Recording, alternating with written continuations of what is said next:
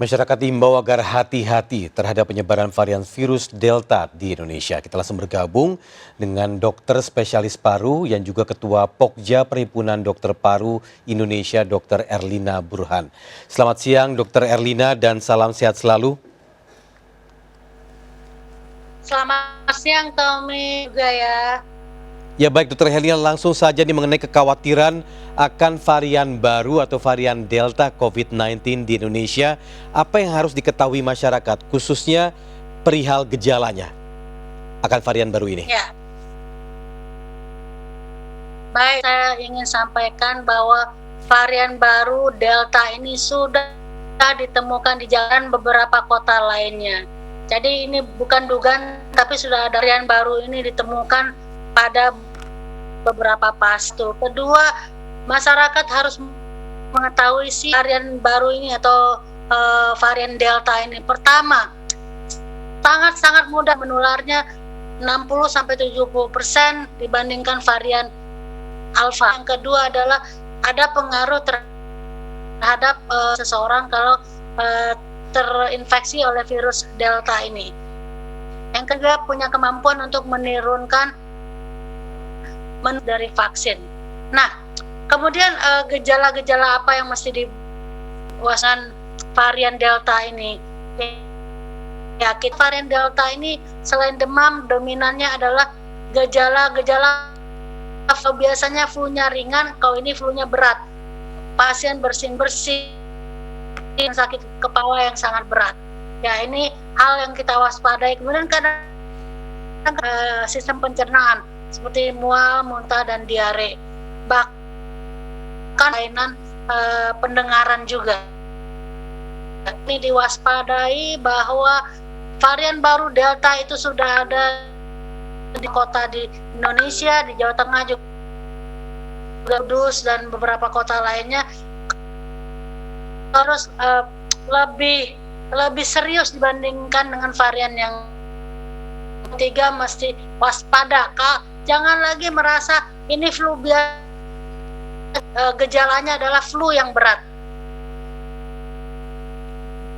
Baik, berarti ada gejala flu yang berat. Mohon maaf ini tampak terputus-putus, tapi saya sudah tangkap tadi maksudnya ada flu berat, kemudian dari sisi dampak juga mual dan juga diare. Baik, dan ini kalau saya baca juga mudah menular terhadap anak-anak muda dan anak-anak nih, Dr. Erlina. Bisa dijelaskan dok, apakah memang ini lebih cepat menularnya di anak muda dan anak-anak, kemudian apakah juga tidak memiliki penyakit bawaan atau komorbid?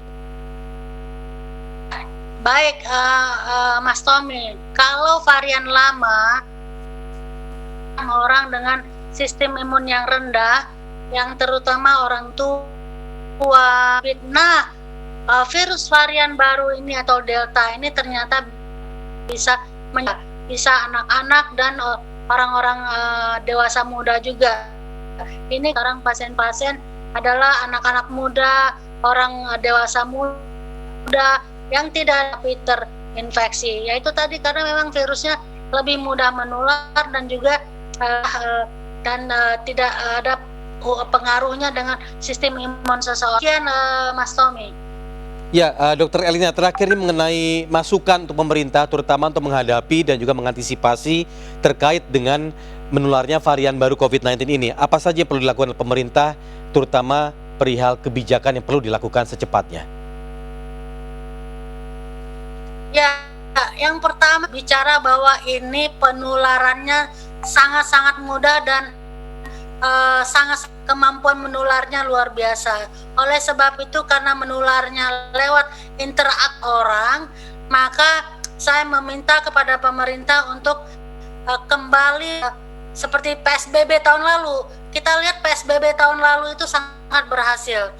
Sekarang kan pemerintah maunya PPKM, oke PPKM, tapi jangan sporadis. Kasus ini sudah di mana-mana. Lakukanlah PPKM yang ketat di banyak tempat, kalau perlu menyeluruh, terutama di Pulau Jawa. Kedua, himbauan dari saya adalah bahwa ini harus diimplementasikan secara maksimal. Dipastikan bahwa implementasi ini percepat cakupan vaksinasi. Selanjutnya 5M, karena pencegahan adalah hal yang utama. Selanjutnya yang terakhir, selama ini kan ada sanksi bagi yang melanggar protokol kesehatan, sanksinya tidak efektif.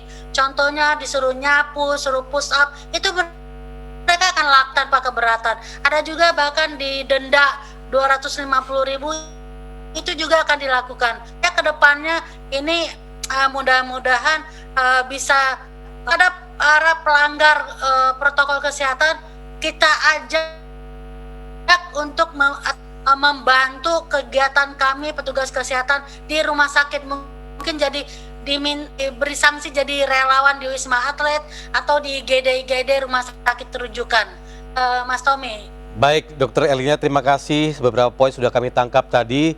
Salah satunya yaitu mengenai PPKM yang ketat atau PSBB yang ketat, kemudian program vaksinasi yang maksimal, dan juga mengenai protokol kesehatan 5M ini perlu dilakukan secara maksimal juga. Dan terakhir adalah mengenai punishment system terhadap orang-orang atau yang melanggar protokol kesehatan. Baik, terima kasih sekali lagi Dokter Erlina dan salam sehat selalu. Terima kasih telah bergabung bersama kami di RCTI.